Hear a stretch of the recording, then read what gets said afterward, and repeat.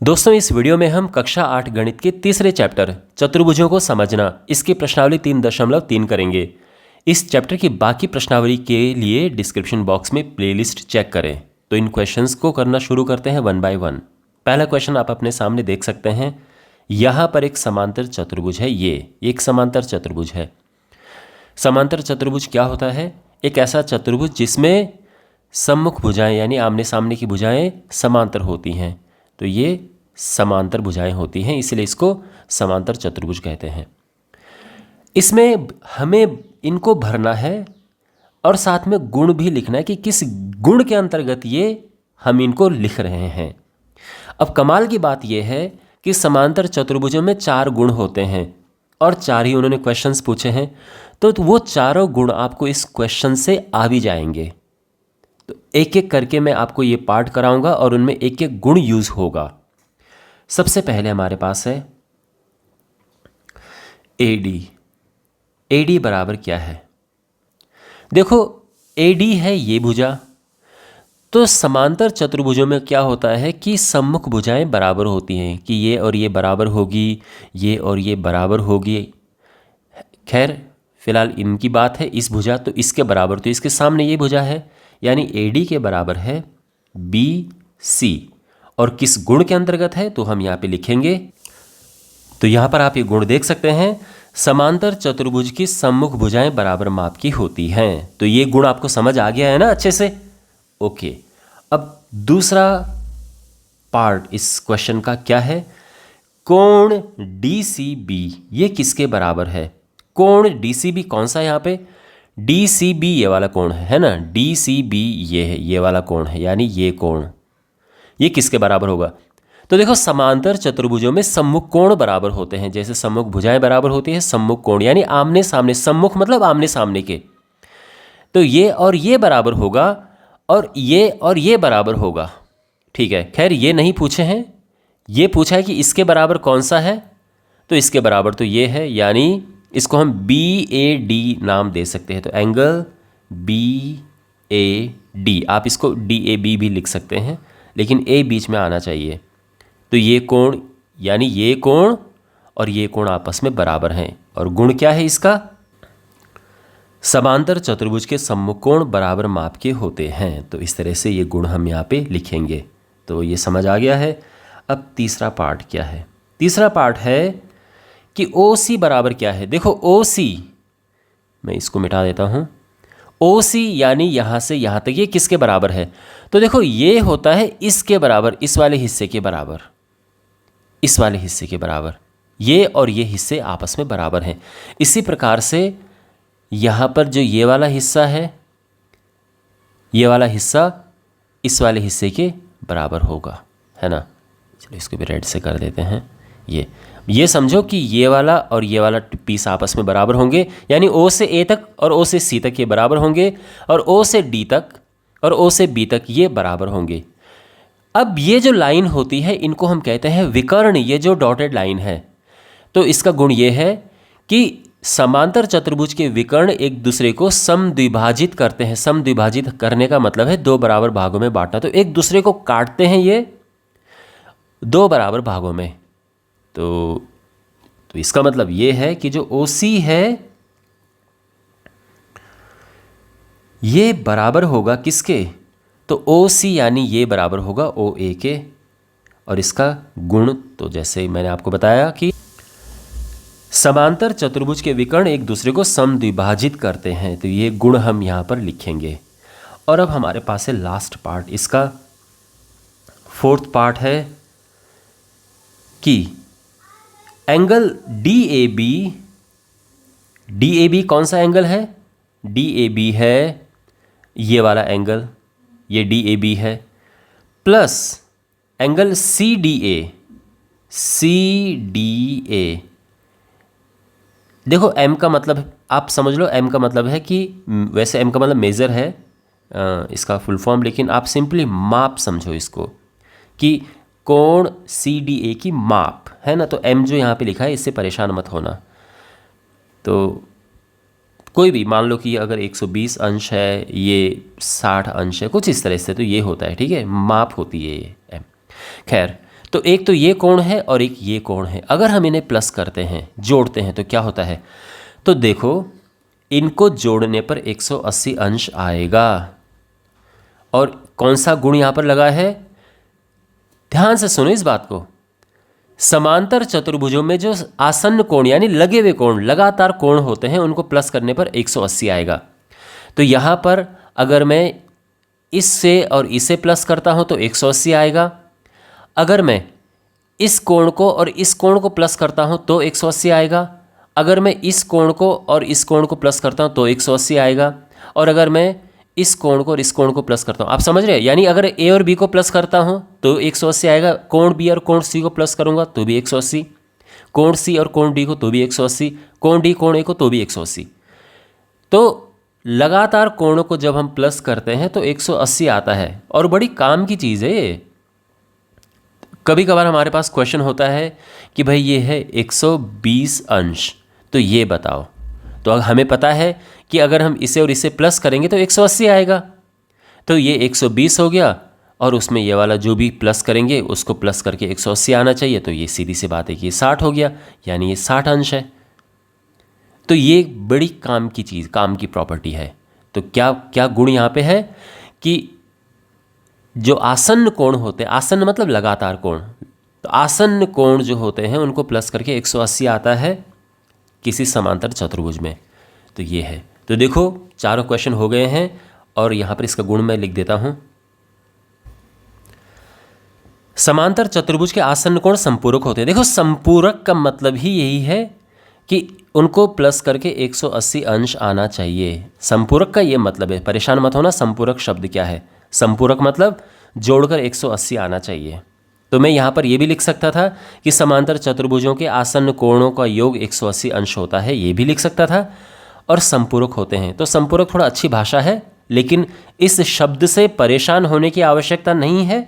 भयानक शब्द दिख रहा है लेकिन बिल्कुल मासूम है। इसका मतलब ये है कि दो कोणों को प्लस करके, मान लो कि एक 10 डिग्री का है और एक 170 अंश का है, तो ये कोण आपस में संपूरक होंगे क्योंकि इनको प्लस करके 180 आता है। तो जिन कोणों को प्लस करके 180 आता है उनको संपूरक कहते हैं। तो यही कहा गया है यहाँ पे, ठीक है, कि वो कोण संपूरक होते हैं, यानी उनको प्लस करोगे तो 180 अंश आएगा। क्लियर होगी बात? ओके। सेकंड क्वेश्चन आप यहाँ पर देख सकते हैं। इनमें ये आकृतियाँ दी हैं, हमें एक्स, वाई और जेड के मान ज्ञात करने हैं। ओके। और जब हम लिखेंगे कि क्यों ऐसा हो रहा है तो साथ में हमें कारण भी लिखना पड़ेगा उसका। और यहाँ से भी बहुत कुछ आप सीखेंगे, तो इस क्वेश्चन को भी अच्छे से समझना। तो फर्स्ट पार्ट इसका ये है, यहाँ पे एक्स, वाई, जेड के मान याद करते हैं। तो अगर आपने पहला क्वेश्चन अच्छे से देखा है तो ये तो बिल्कुल चुटकी में हो जाएगा। तो सबसे पहला तो हम एक्स निकालेंगे और एक्स और इनको प्लस करके आराम से यहाँ पे क्या आएगा, 180 अंश आता है, बताया था ना।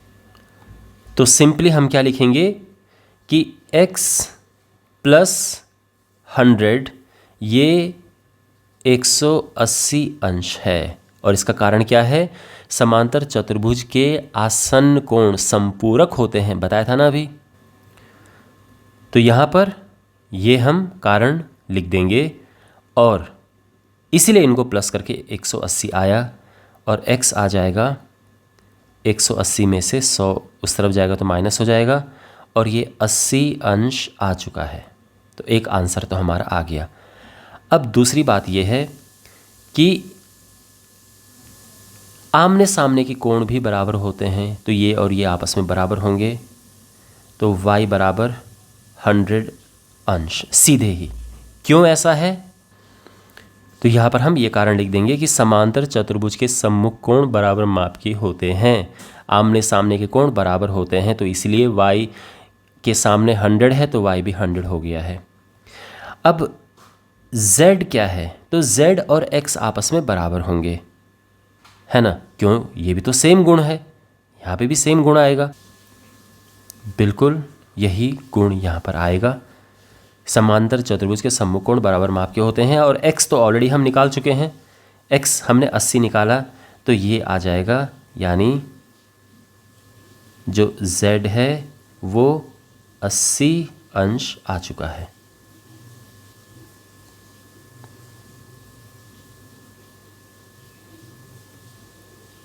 तो x, y और z आ चुके हैं। मैं उम्मीद करता हूँ कि आपको ये अच्छे से समझ आ चुका होगा। ठीक है, तो फाइनली अगर आपको अलग से भी ये आंसर लिखने हैं तो आप लिख सकते हो कि x बराबर 80 अंश, y बराबर 100 अंश और z बराबर 80 अंश, और ये है आंसर। ऐसे भी आप लिख सकते हैं फाइनली। तो ये सॉल्यूशन समझ आ गया आपको अच्छे से। सेकंड पार्ट यहाँ पर आप देख सकते हैं, और मैं उम्मीद करता हूँ कि इसके तो आप चुटकी में आप आराम से सॉल्व कर दोगे। देखो, ये समांतर चतुर्भुज के आसन्न कोण यानी लगातार कोणों का योग 180 होता है, तो इसको प्लस करके 180 आएगा, या आप इसको प्लस करो तो 180 आएगा। लगातार कोण है ये, तो हम ये लिखेंगे कि पहले x निकालते हैं। चलो, तो x प्लस 50 ये है 180 अंश, है ना। कारण वही लिखेंगे कि समांतर चतुर्भुज के आसन्न कोण संपूरक होते हैं। गुण आपको ज़रूर लिखना है, तो इसका ध्यान रखना। ओके, और इस प्रकार से x आ जाएगा 180 माइनस 50 यानी 130 अंश। तो x का मान तो आ चुका है। अब y कैसे निकलेगा सोचो। तो या तो आप इनको प्लस करो, 180 आएगा तो y निकल जाएगा, और या y और x सम्मुख कोण है ना, आमने सामने के, तो इनको ये बराबर होते हैं। तो y बराबर x और ये 100, ये भी 130 अंश है। यहाँ पर कौन सा गुण मैंने लिया कि समांतर चतुर्भुज के सम्मुख कोण बराबर माप के होते हैं। ठीक है, तो y भी निकल चुका है, और z कैसे निकलेगा। तो अब देखो यहाँ पे ये आप नई चीज़ सीख रहे हो। तो होता ये है कि जब दो रेखाएं समांतर होती हैं और उनको एक तिर्यक रेखा काटती है, तो ये और ये कोण जो होते हैं बराबर होते हैं, और इनको संगत कोण कहते हैं। हम ये कहते हैं कि वो कोण एक ही तरफ देख रहे हैं।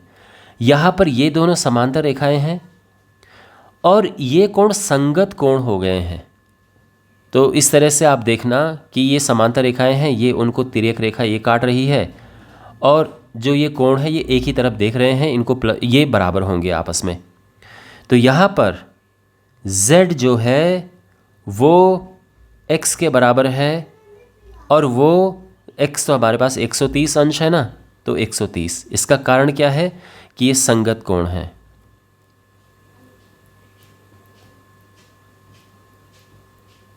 संगत कोण, तो संगत कोण बराबर होते हैं समांतर रेखाओं में। समांतर रेखाओं में जब हम इस तरह से बनाते हैं तो संगत कोण कहते हैं ना, और ये बराबर होते हैं। तो मैं उम्मीद करता हूँ कि आपको ये समझ आ गया होगा अच्छे से। थोड़ा सा इसको डिटेल में लिख देते हैं, थोड़ा सा।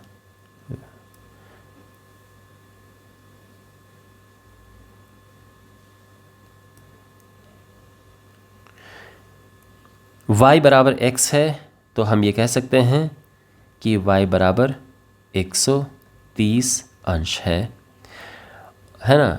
थोड़ा सा और डिटेल में लिख दिया मैंने। और यहाँ पर भी z बराबर x है, तो हम ये कह सकते हैं कि z बराबर x कितना था, 130 अंश। ओह, यानी तीनों कोण बराबर हैं। Okay, very nice. तो इस तरह से हम ये लिख सकते हैं। तो यहाँ पर सामने मैंने बिल्कुल उनका गुण भी लिखा है। y और x क्यों बराबर हैं, क्योंकि आमने सामने के कोण हैं, समांतर चतुर्भुज के बराबर होनी चाहिए। z और x क्यों बराबर हैं, z और x यानी ये दोनों कोणों की बात की जा रही है, ये बराबर हैं क्योंकि ये संगत कोण हैं। तो आप इनका ध्यान रखना, ठीक है। ओके, अब यहाँ पर तीसरा पार्ट है, तो कैसे करेंगे इसे। तो सबसे पहली बात तो ये है कि यहाँ पर सबसे पहले x निकलेगा। क्यों, क्योंकि x और ये बराबर होंगे। अब यहाँ पर एक और चीज़ आप सीख रहे हैं। देखो, जब दो रेखाएं एक दूसरे को इस तरह से काटती हैं, प्रतिच्छेदित करती हैं, तो ये कोण और ये कोण आपस में बराबर होते हैं, और इनको कहते हैं शीर्षाभिमुख कोण, और ये कोण भी आपस में बराबर होते हैं। समझ गए ना आप। मतलब ये दो रेखाएं एक दूसरे को काट रही हैं, तो भाई ये और ये आपस में बराबर होंगे। इसी प्रकार से यहाँ पर ये दो रेखाएं आपस में काट रही हैं, तो ये हो गए शीर्षाभिमुख कोण और ये बराबर होंगे।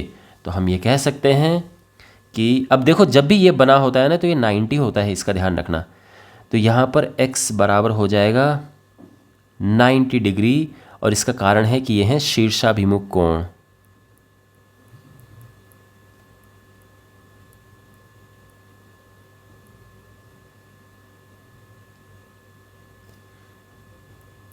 इनको शीर्षाभिमुख कोण कहते हैं और ये बराबर होते हैं। तो ये हमें 90 मिल चुका है, मतलब 90 है और ये भी 90 मिल चुका है। ठीक है, ये 90 है, ध्यान रखना।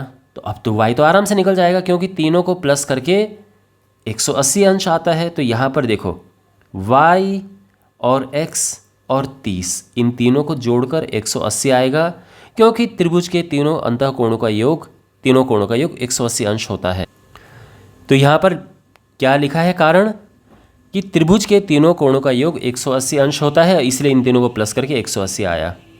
अब यहाँ पर x हमारा पहले ही निकला हुआ है, ठीक है, नहीं तो नहीं निकल पाता y। x हमारे पास पहले ही 90 डिग्री आ रखा है, तो ये हो जाएगा y प्लस 120, और इस प्रकार से y हमें मिल जाएगा। 120 दूसरी ओर जाएगा तो माइनस हो जाएगा, और ये 60 अंश आ चुका है। तो यहाँ पे इस तरह से ये आंसर आ चुका है, तो y भी आ चुका है। अब z कैसे निकले? अब यहाँ पर एक और गुण आप सीखोगे।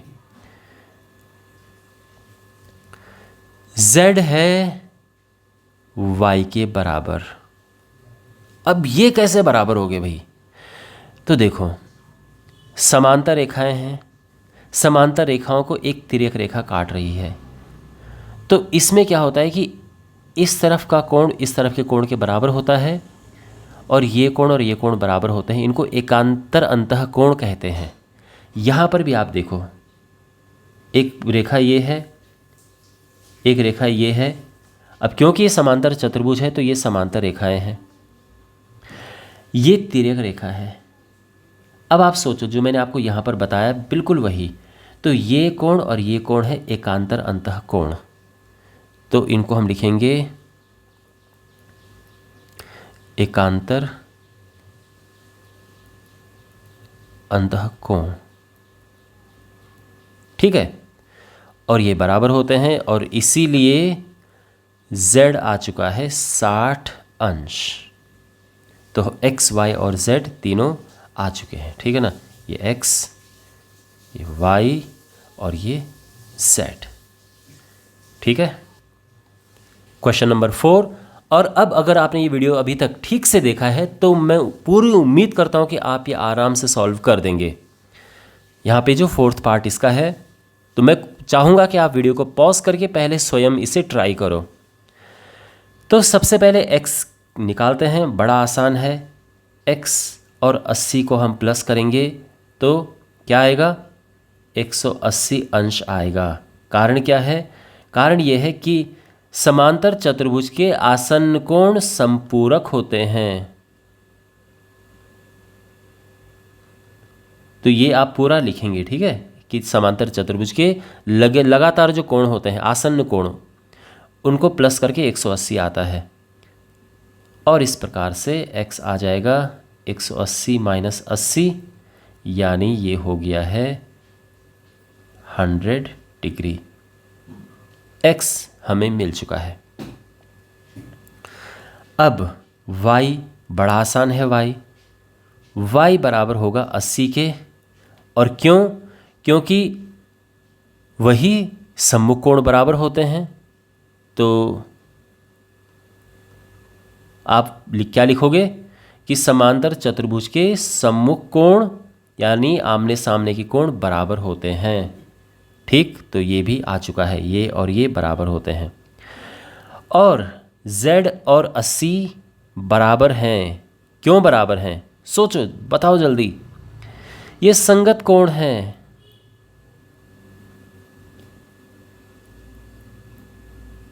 तो इस तरह से ये दो रेखाएं समांतर हैं, यह रेखा एक तिर्यक रेखा है। तो इस तरह से ये कोण संगत कोण कहे जाते हैं, जो एक ही तरफ देखते हैं, ये दोनों कोण। तो ये संगत कोण है, इसीलिए ये बराबर है, और z 80 आ चुका है, ठीक है। फिफ्थ पार्ट यहाँ पर है। तो यहाँ पे अब हमें ये ज्ञात करना है, तो चलिए करते हैं। तो सबसे पहले सबसे आसान यहाँ पर y ज्ञात करना है, तो क्यों ना y सबसे पहले ज्ञात कर दें। y बराबर है 112 अंश। क्यों? क्योंकि ये आमने सामने के कोण हैं, तो समांतर चतुर्भुजों के सम्मुख कोण बराबर होते हैं। तो आप ये गुण लिखोगे, ठीक है ना। तो सम्मुख कोण बराबर होते हैं। अब ये हमें मिल चुका है कि ये 112 है। तो ये त्रिभुज आप देख रहे हो, ये जो त्रिभुज है इसके तीनों कोण हमारे पास हैं। तो आराम से हम x ज्ञात कर सकते हैं। देखो यहाँ पर x plus y plus 40 degree, ये कितना है? 180 अंश है। क्यों? क्योंकि त्रिभुज के तीनों कोणों का योग 180 अंश होता है। अब यहाँ पे देखो, अगर हमें x और y दोनों नहीं पता होते फिर तो हम नहीं ज्ञात कर पाते, लेकिन y हमारे पास पहले से है, हम निकाल चुके हैं। तो यहाँ पर x प्लस 112 प्लस 40 180 और x प्लस 152 180 और इस प्रकार से x आ जाएगा 180 माइनस 152 यानी 28 अंश। x हमें मिल चुका है, x 28 आ चुका है। अब x 28 आ चुका है तो z बड़े आराम से हमें मिल जाएगा, ये भी बराबर है। देखो z और x आपस में बराबर हैं। क्यों बराबर हैं? क्योंकि ये है समांतर रेखाएं और यह एक तिर्यक रेखा है और इन कोणों को कहते हैं एकांतर अंतःकोण। तो ये बराबर होते हैं। तो इसका कारण है कि ये एकांत, अभी बताया था ना मैंने, एकांतर अंतःकोण ये बराबर होते हैं। यानी ये दो जब समांतर रेखाएं होती हैं और ये तिर्यक रेखा काटती है तो ये कोण और ये कोण बराबर होते हैं और ये वाला कोण इसके बराबर होता है। तो यहाँ पर यही गुण लगा है कि ये कोण आपस में बराबर हैं। अब x जो है ये 28 हमारा पहले ही आ रखा है, तो z जो है ये भी 28 आ जाएगा। तो हमारे तीनों मान आ चुके हैं, x, y और z तीनों आ चुका है। ठीक है, तो मैं उम्मीद करता हूँ कि आपको ये अच्छे से समझ आ गया होगा। अब हमारे पास है क्वेश्चन नंबर 3। क्या चतुर्भुज ABCD समांतर चतुर्भुज हो सकता है? यदि ऐसा हो, इनमें ये कंडीशन दी है। तो फर्स्ट पार्ट देखो, अब ABCD है तो अब आप जैसे मान लो कि ABCD कुछ इस तरह से है, ये A है, ये B है, ये C है, ये D है, कैसा भी चतुर्भुज है, ठीक है ना, ऐसा ऐसा ऐसा ऐसा जैसा भी है, ABCD इस तरह से कोण होते हैं। जब हम D और B की बात करते हैं तो D और B आमने सामने के कोण हैं, D और B आमने सामने के कोण हैं। तो उनको प्लस करके 180, क्या अगर 180 आ रहा है तो क्या यह समांतर चतुर्भुज हो सकता है? तो देखा इसका जो आंसर है वो ये है कि ये हो भी सकता है और नहीं भी। अब मैं आपको उदाहरण देता हूं। जैसे आयत की अगर हम बात करें तो आयत, ध्यान रखना, आयत भी एक प्रकार का समांतर चतुर्भुज है। ये 90 डिग्री होता है, ये 90, ये चारों इसके 90 डिग्री होते हैं। तो अगर मैं यहाँ पर ABCD लिख रहा हूँ तो यहाँ पर एंगल B और एंगल D को अगर हम प्लस करें तो बिल्कुल 90 प्लस 90 180 आएगा। तो यहाँ इसको देख के तो लग रहा है कि है भाई, लेकिन अगर मैं इस प्रकार की आकृति बनाता हूँ, ये यहाँ पर ABCD, ये कोण 120 ले लो, ये कोण भी 120 ले लो, ये 60 और ये 60, यह एक समलंब कहते हैं इसको, इस प्रकार की आकृति है ये बनी हुई। तो यहाँ पर देखो, अगर आप आमने सामने के कोण प्लस करोगे तो 120 और 60 को प्लस करके 180 तो आ रहा है, लेकिन यह समांतर चतुर्भुज नहीं है। लेकिन यह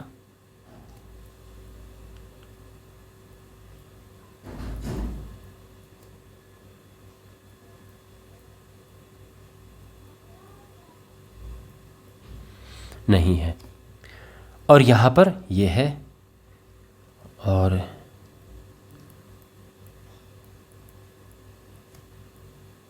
ध्यान रखना आयत भी एक प्रकार का समांतर चतुर्भुज होता है। कहीं आप ये ना सोचो कि सर ये तो आयत बना हुआ है, समांतर चतुर्भुज कहाँ है। तो आयत भी एक प्रकार का समांतर चतुर्भुज होता है, क्योंकि आयत में आमने सामने की भुजाएं समांतर होती हैं, तो इसीलिए समांतर चतुर्भुज है। समांतर चतुर्भुज में सम्मुख भुजाएं समांतर होती हैं, ये गुण है समांतर चतुर्भुज का। इसमें केवल ये समांतर हैं, ये समांतर नहीं है, तो इसीलिए ये समांतर चतुर्भुज नहीं है। तो अब आपको समझ आ गया। तो इसका जो आंसर है वो है कि हो भी सकता है और नहीं भी। Second part, A B equals to D C. तो ए बी और डी सी तो आमने सामने की भुजाएं हैं, ये बराबर हैं, और ए डी और बी सी जो है ये बराबर नहीं है। तो ये कुछ इस प्रकार की आकृति बन गई है कि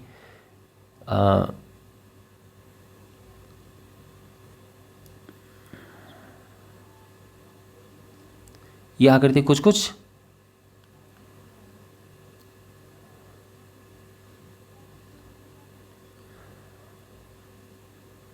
इस प्रकार की आकृति बन गई है, ये कि ये 8 और ये 8 है, और ए बी डी सी और ये 4 है, और ये 4.5 है, ठीक है ना। तो ए डी सी बी, तो ए बी 8 है, डी सी 8 है, ए डी 4 है। आई होप आपको ये दिख रहा होगा। ओके, अब ये सही है।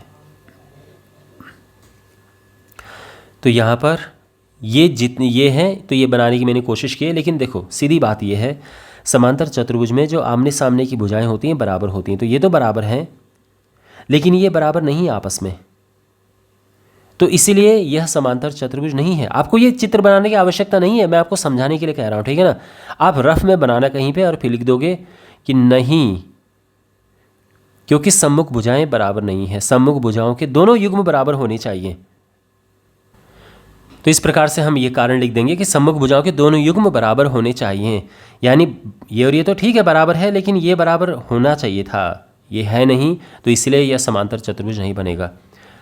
अब जो तीसरा है, इसका कारण भी हम आराम से लिख देंगे कि एक तो 70 डिग्री है और सामने वाला 65 है, यानी एक तो 70 है और ये 65 है, तो कैसे ये समांतर चतुर्भुज हो सकता है। तो इसमें भी हम लिख देंगे कि नहीं, सम्मुख कोण बराबर नहीं है, ठीक है। तो इस तरह से हम ये लिख देंगे। ऑलराइट, आई होप आपको ये समझ आया होगा। क्वेश्चन नंबर 4 है, एक चतुर्भुज की कच्ची यानी एक रफ आकृति हमें बनानी है जो समांतर चतुर्भुज न हो, पर जिसके दो सम्मुख कोण की माप बराबर हो। सभी सम्मुख कोण बराबर नहीं, क्योंकि फिर तो समांतर चतुर्भुज हो ही जाएगा, लेकिन दो सम्मुख कोण बराबर हों, लेकिन वो समांतर चतुर्भुज न हो। तो देखो इस आकृति को देखो आप, यहाँ पे ये 90 है और ये भी 90 है, लेकिन ये समांतर चतुर्भुज नहीं है। तो ये हमारा आंसर हो गया है। तो यहाँ पे कोण B बराबर कोण D है, लेकिन जो कोण C है ये बराबर नहीं है कोण A के, इसीलिए ABCD समांतर चतुर्भुज नहीं है।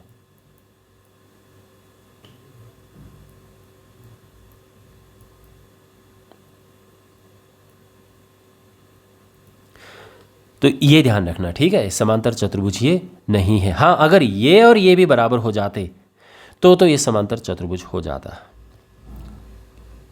ओके, क्वेश्चन नंबर 5, किसी समांतर चतुर्भुज के दो आसन्न कोणों का अनुपात 3:2 है। समांतर चतुर्भुज के सभी कोणों की माप ज्ञात कीजिए। तो एक समांतर चतुर्भुज ये है इस तरह से बना देते हैं। ए बी सी डी, मैंने आकृति इसलिए ये बनाई है क्योंकि मैं कोण ए और कोण बी का अनुपात यहाँ पर ले रहा हूँ 3:2। तो मैं कोण ए को थोड़ा बड़ा रखने की मैं कोशिश कर रहा हूँ। अगर हम ये आकृति बनाते और फिर मैं इसको ए लिखता, इसको बी लिखता और फिर मैं ये लिखता, तो ये थोड़ा गलत सा लगता है ना, क्योंकि कोण ए बड़ा होना चाहिए, कोण बी छोटा होना चाहिए। अगर मैं इस तरह से ले रहा हूँ यहाँ पर ये, तो जब हम कोई आकृति बनाते हैं थोड़ा बहुत ये चीज़ें दिमाग में हमें रखनी चाहिए कि हम भले एक आकृति बना रहे हैं, इससे आंसर पे भी ज़्यादा फ़र्क नहीं पड़ेगा, आंसर पे फ़र्क नहीं पड़ेगा। आप आकृति भले बनाओ भी ना, अगर आपके दिमाग में ये है कि ABCD ये है, लेकिन थोड़ा सा आकृति सही बनाने से एक अच्छा लगता है। खैर, यहाँ पे ये है। अच्छा, दूसरी बात क्या है कि आप जानते हैं कि A और B को प्लस करोगे तो क्या आएगा? A और B को प्लस करने पर 180 अंश आता है, क्योंकि आसन्न कोण संपूरक होते हैं। साथ में यह है कि आमने सामने के कोण बराबर होते हैं, तो A और C बराबर होंगे, B और D बराबर होंगे, तो बस बड़े आराम से निकल जाएगा ये। तो यहाँ पर कैसे निकालते हैं कि माना कोण A बराबर है 3x और कोण B बराबर है 2x, तो कोण A और कोण B को प्लस करने पर क्या आएगा? 180 अंश। क्यों? क्योंकि समांतर चतुर्भुज के आसन्न कोण संपूरक होते हैं। समांतर चतुर्भुज के आसन्न मतलब लगातार कोण। ये लाइन आपने मुझसे 20 बार सुन ली होगी जब से मैंने ये वीडियो बनाया है, तो अभी तक आपको ये अच्छे से पता होना चाहिए। अच्छा, A है 3x, B है 2x, यानी 5x बराबर 180 है, और x आ गया, 180 को 5 से डिवाइड करेंगे तो 36 आ जाएगा, 36 अंश। x अभी x आया है, ध्यान रखना। अभी हमें ज्ञात करना है एंगल A। एंगल A है 3x, यानी 3 गुणा 36, तो ये आ जाएगा 108 अंश। एंगल A आ चुका है, एक आंसर तो हमारा आ चुका है। एंगल B है 2x, यानी 2 × 36, यह है 72 डिग्री, और ये हमारा दूसरा आंसर आ चुका है। एंगल C, तो देखो एंगल C और एंगल A आपस में बराबर हैं, क्योंकि सम्मुख कोण बराबर होते हैं।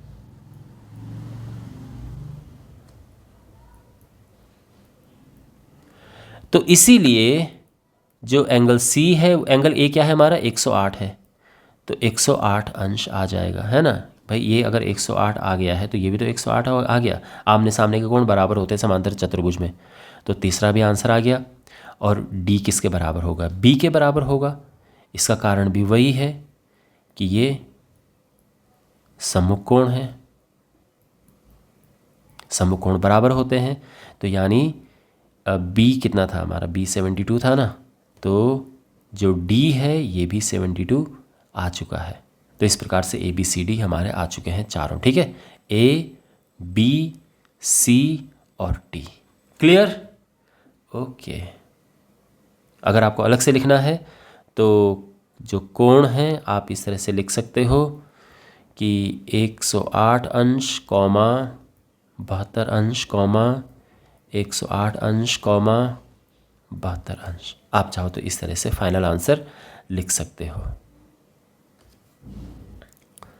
क्वेश्चन नंबर 6, किसी समांतर चतुर्भुज के दो आसन्न कोण की माप बराबर है, तो समांतर चतुर्भुज के सभी कोणों की माप ज्ञात कीजिए। देखो सीधी बात है, अगर आपको आइडिया लग रहा होगा तो ये एक आयत या वर्ग की आकृति बन रही है। वर्ग में भी यही होता है, वर्ग भी वैसे एक प्रकार का आयत होता है और आयत भी एक प्रकार का समांतर चतुर्भुज होता है। तो ये आकृति है, ये अलग बात है, बनाने की ज़रूरत है नहीं, लेकिन आप बनाना चाहो तो कोई प्रॉब्लम नहीं है। A, B, C, D। अब क्वेश्चन में ये लिखा है कि कोण A बराबर कोण B है। ये क्वेश्चन में दिया है, क्वेश्चन में दिया है दो आसन्न कोण। आसन्न कोण होता है लगातार कोण, तो ए और बी बराबर है।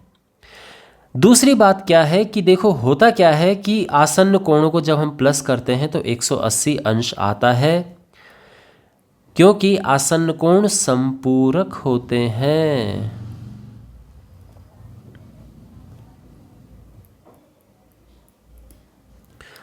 यहां तक समझ आ गया? ये आपस में बराबर है, पहला ये था। दूसरा ये कि इनको प्लस करके 180 अंश आएगा। अब यहां पर देखो b की जगह पे भी a रखो, क्योंकि a और b तो बराबर हैं। तो ट्वाइस, तो ये दो बार है ना, दो बार कोण a आ चुका है, और यानी कोण a जो है अब 2 से भाग देंगे तो ये 90 डिग्री आ जाएगा, है ना। दो बार एंगल a 180 है तो एक बार क्या आ जाएगा, 90 डिग्री। तो इसीलिए b भी 90 डिग्री आएगा, क्योंकि दोनों बराबर हैं, है ना, a और b बराबर हैं। अब c और d हमें निकालना है। तो आप जानते हैं कि समांतर चतुर्भुज में सम्मुख कोण बराबर होते हैं, तो c और a आपस में बराबर होंगे। सम्मुख कोण बराबर होते हैं, तो ये सम्मुख कोण है। तो इस प्रकार से कोण c बराबर a क्या है, 90 डिग्री, है ना। और कोण d किसके बराबर होगा, कोण b के बराबर होगा। इसका कारण भी हम वही लिखेंगे, सम्मुख कोण। और इसीलिए कोण b हमारे पास पहले से ही 90 आ रखा है ये। तो सभी कोण क्या हो जाएंगे, आपने देखा 90 डिग्री, 90 डिग्री, सभी 90 हैं। तो ये आकृति आयत बनेगी, आयत या वर्ग, इस तरह से ये बनेगी। क्वेश्चन नंबर 7 है। यहाँ पर आप ये एक समांतर चतुर्भुज देख सकते हैं फिगर में, होप HOPE। इसमें हमें x, y और z के मान ज्ञात करने हैं, जो क्वेश्चन में इंफॉर्मेशन दी है उसकी हेल्प से, यानी ये 40 डिग्री और ये 70 डिग्री, इसकी हेल्प से कैसे ज्ञात करेंगे। तो देखो सबसे आसान यहाँ पे ज्ञात करना है y। क्यों, क्योंकि y और 40 ये बराबर हैं। कैसे बराबर हैं, क्योंकि ये हैं समांतर रेखाएं और ये है एक तिर्यक रेखा, और इस वजह से ये जो कोण होते हैं ये हैं एकांतर अंतःकोण, है ना। ये मैंने आपको पहले भी बताया है। तो यहाँ पे y है 40 डिग्री, और इसका कारण क्या है, ये एकांतर अंतःकोण है।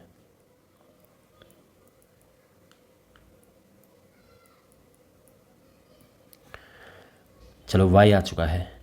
अब हम ज्ञात करेंगे, देखो z अब ज्ञात करना आसान है। कैसे, यहाँ पे ये जो पूरा कोण है और ये कोण बराबर है। यहाँ पे z और 40, ये कोण और 70 ये बराबर हैं। इसका कारण ये है कि ये संगत कोण है।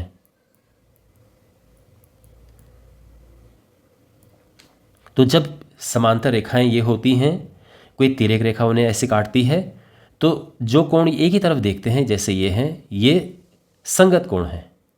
तो इसीलिए z का मान आ जाएगा 70 - 40 यानी 30 डिग्री।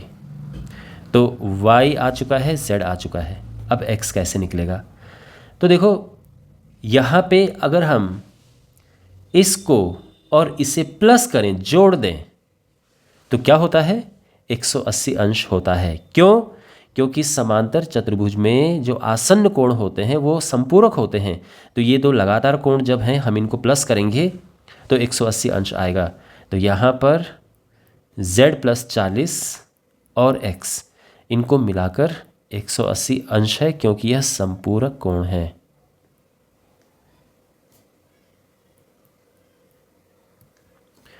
अब z तो पहले ही निकला हुआ है,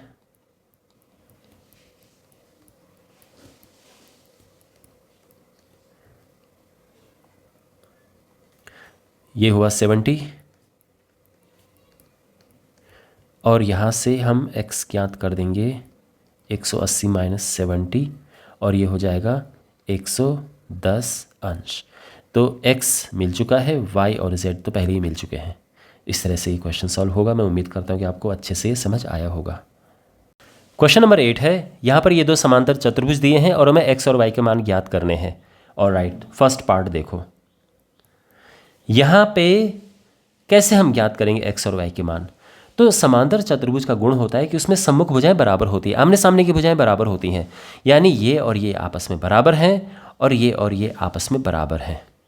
तो बस, तो यहाँ पर देखो, या तो सीधे आप लिख सकते हो कि 3x = 18, सीधे लिख सकते हो, और या फिर शुरुआत आप कर सकते हो कि GS यानी ये लंबाई बराबर है UN यानी इस लंबाई के, और फिर अगले स्टेप में लिख सकते हैं कि ये 3x है और ये 18 है। तो आप ऐसे भी लिख सकते हैं, ठीक है।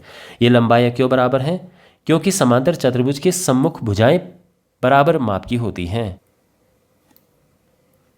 इस तरह से हम ये यहाँ पे कारण लिखेंगे और x आ जाएगा 18/3 यानी 6, और ये सेंटीमीटर में है क्योंकि लंबाइयाँ सेंटीमीटर में है। अब इसके बाद ओके, तथा अब यहाँ पर क्या है, ये और ये भी बराबर हैं, तो GU बराबर SN। GU क्या है? अच्छा, ये क्यों बराबर है? सेम कारण कि समांतर चतुर्भुज के सम्मुख भुजाएं बराबर माप की होती हैं। 3y - 1 बराबर 26, तो यहाँ पे 3y आ जाएगा 26 + 1 यानी 3y आ जाएगा 27, यानी y आ जाएगा 27/3 9 सेंटीमीटर। तो जो फर्स्ट पार्ट है उसमें x आया 6 सेंटीमीटर और y आया 9 सेंटीमीटर। ठीक है, अब हमारे पास ये सेकंड पार्ट है। सेकंड पार्ट में कौन सी प्रॉपर्टी यहाँ पे लगेगी, कौन सा गुण लगेगा? तो देखो, ये है समांतर चतुर्भुज और ये समांतर चतुर्भुज के विकर्ण हैं। तो देखो, समांतर चतुर्भुज के विकर्ण एक दूसरे को समद्विभाजित करते हैं, यानी ये हिस्सा और ये हिस्सा आपस में बराबर है, ये वाला हिस्सा और ये वाला हिस्सा आपस में बराबर है, ये है। ठीक है, तो यहाँ पर हम लिखेंगे कि जो y + 7 है ये बराबर है 20 के। और कारण क्या है इसका? समांतर चतुर्भुज के विकर्ण एक दूसरे को समद्विभाजित करते हैं, इस तरह से हम लिखेंगे। तो y आ जाएगा 20 - 7 यानी 13 सेंटीमीटर। पहले हमने ये निकाला क्योंकि पहले अगर हम ये वाला लेते तो उसमें x और y दोनों हैं तो नहीं निकल पाता। और अब हमारे पास है x + y बराबर 16। फिर से वही कारण, समांतर चतुर्भुज के विकर्ण एक दूसरे को समद्विभाजित करते हैं। y पहले ही निकला हुआ है तो x हो जाएगा 16 - 13 और ये आ चुका है 3 सेंटीमीटर, है ना।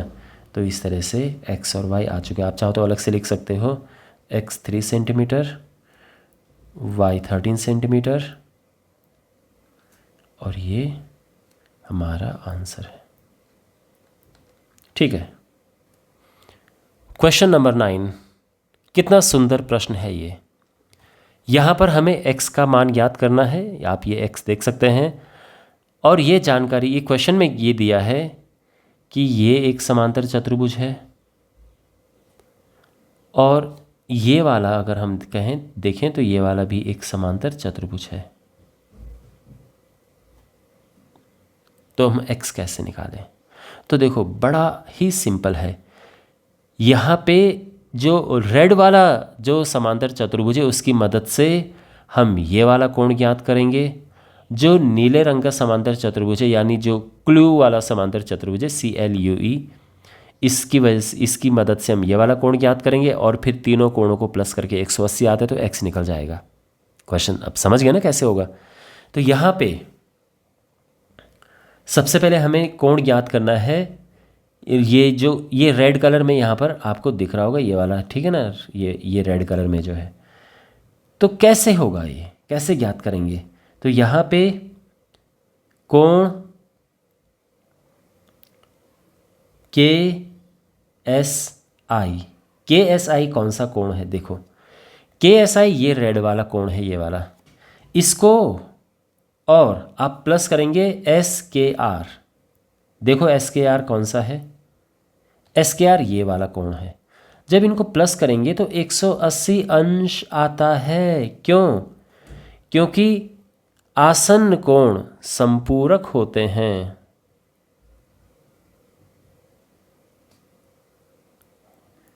तो समांतर चतुर्भुज के जो दो लगातार कोण होते हैं वो संपूरक होते हैं। तो यानी ये कोण और ये कोण है ना, रेड वाले देखो दो आसन्न कोण हैं, लगे हुए लगातार कोण हैं, तो ये संपूरक हैं। इससे के एस आई हमें पता चल जाएगा। जो ये रेड वाला छोटा सा है ना, यहाँ पे ये जो रेड वाला ये है, ये पता चल जाएगा अब हमें ये कौन सा कोण है। ये के एस आई है। तो प्लस एस के आर तो 120 है, और यहाँ निकल जाएगा कोण के एस आई, यह आएगा 180 माइनस 120, और ये आ जाएगा 60 अंश। तो जो रेड वाला है ये हमें पता चल चुका है। अब इस वाले कोण को हमें ज्ञात करना है, ये वाला कोण, और ये भी बड़ा आसान है। देखो कोण यू ई सी, मैं नीले रंग के उसकी बात कर रहा हूँ, नीले रंग का समांतर चतुर्भुज को ब्लू कलर में, तो यू ई सी बराबर है सामने वाले के सी एल यू। क्यों? क्योंकि ये सम्मुख कोण है, आमने सामने के कोण बराबर होते हैं।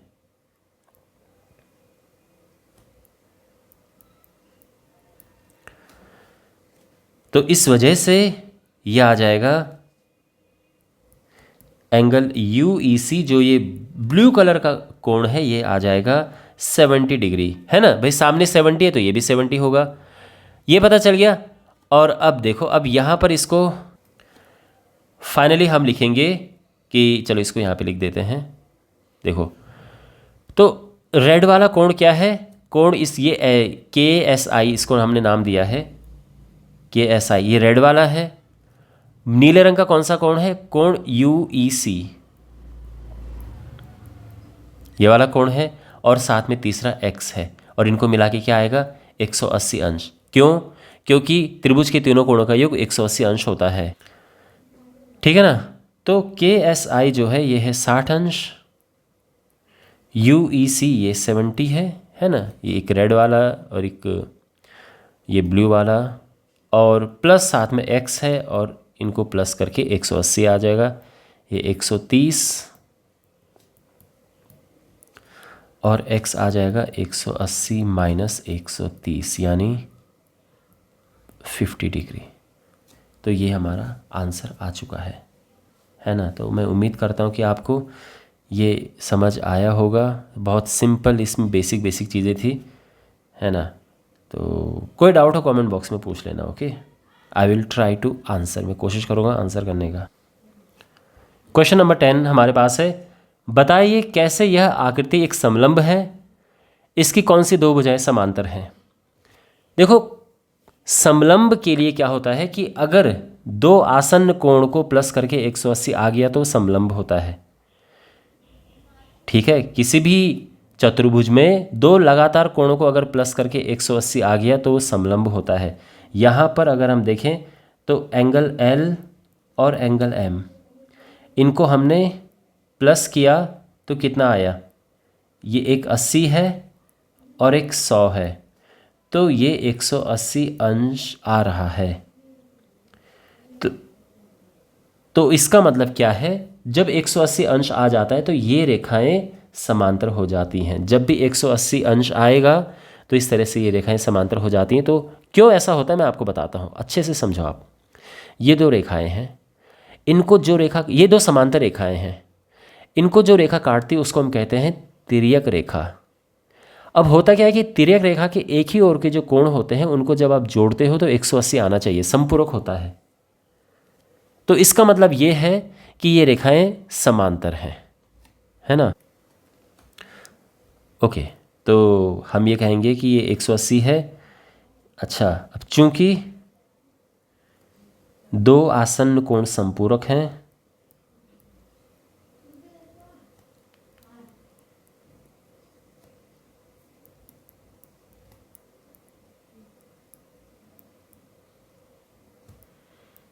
इसीलिए के एल एम एन एक समलंब है।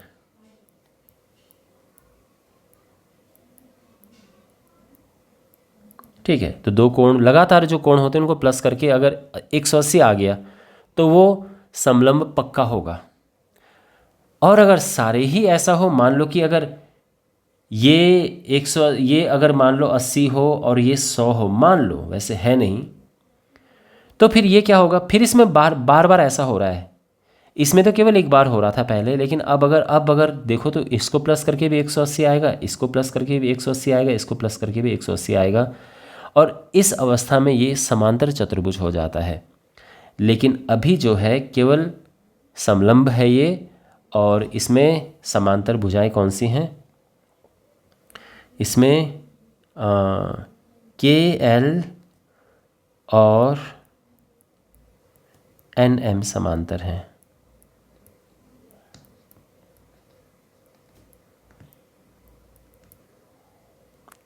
ओके, तो आई होप आपको समझ आ गया होगा। क्वेश्चन नंबर 11, यहाँ पर हमें कोण सी ज्ञात करना है, और ये है कि ए बी और डी सी आपस में समांतर हैं। ये समांतर है, ये इस तरह से, बट ये समांतर हैं, ये आपस में समांतर हैं। तो देखो, जैसे कि मैंने आपको कई बार समझाया है, समांतर रेखाओं को तिर्यक रेखा काटती है तो उसके एक ही ओर के कोणों का योग 180 अंश होता है।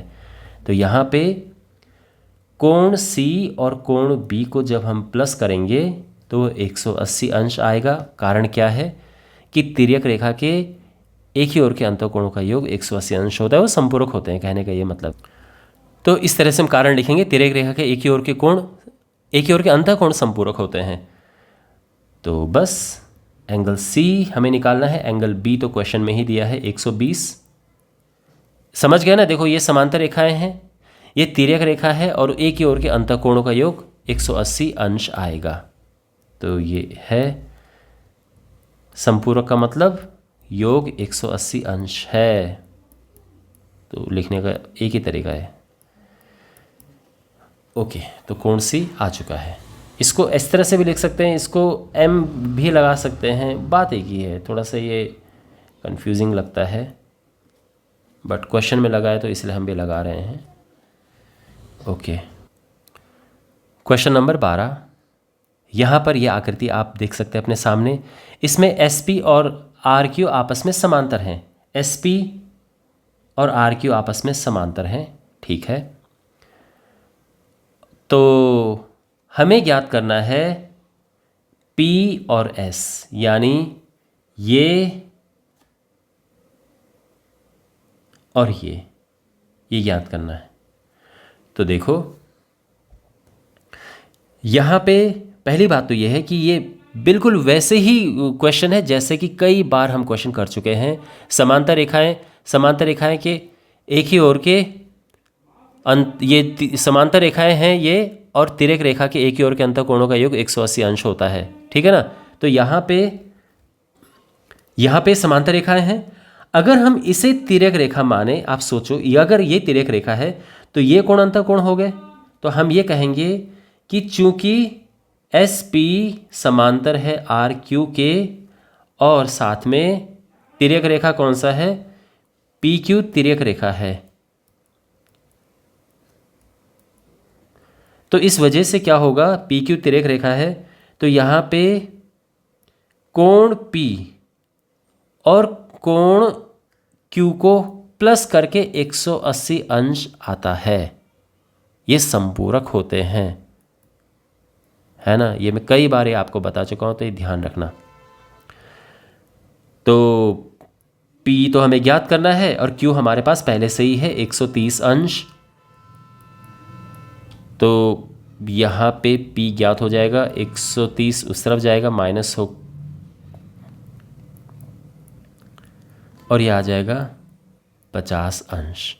एक तो आ चुका है। और इसी प्रकार से हम S भी ज्ञात करेंगे। तो जो एंगल अब यहाँ पे SP और RQ ये दोनों समांतर हैं, जो है ही आप देख सकते हैं ये आपस में समांतर हैं, है ना। इसको SP लिखो या PS लिखो, क्वेश्चन में उन्होंने SP लिखा है ना, चलो SP ही लिखेंगे हम। और अब इस बारी इसको तिर्यक रेखा मान लेते हैं, मान के लेते हैं मतलब लेना ही है हमें। तो यहाँ पे SR तिर्यक रेखा है, तो इस वजह से क्या होगा कि जो कोण S है और कोण R इनको प्लस करके 180 अंश वही लिखेंगे, है ना, कि तिर्यक रेखा के एक ही ओर के अंतःकोणों का योग 180 अंश होता है, वो समपूरक होते हैं। तो इस तरह से S आ जाएगा। देखो R ये 90 है, इस तरह से जब बना होता है तो 90 होता है। और यहाँ पे ये कोण आ जाएगा S 180, 90 उस तरफ माइनस होगा और ये आ जाएगा 90 डिग्री और ये आ चुका है। ठीक है, तो एंगल P और एंगल S दोनों ही हम ज्ञात कर चुके हैं। तो मैं उम्मीद करता हूँ कि आपको ये अच्छे से समझ आया होगा। बाकी एक्सरसाइजेस के सॉल्यूशंस के लिए डिस्क्रिप्शन बॉक्स में प्लेलिस्ट चेक करें, चैनल को सब्सक्राइब करें और वीडियो को अपने दोस्तों के साथ में ज़रूर शेयर करें। यही आपकी गुरु दक्षिणा होगी। मिलते हैं अगले वीडियो में। Take care, God bless you.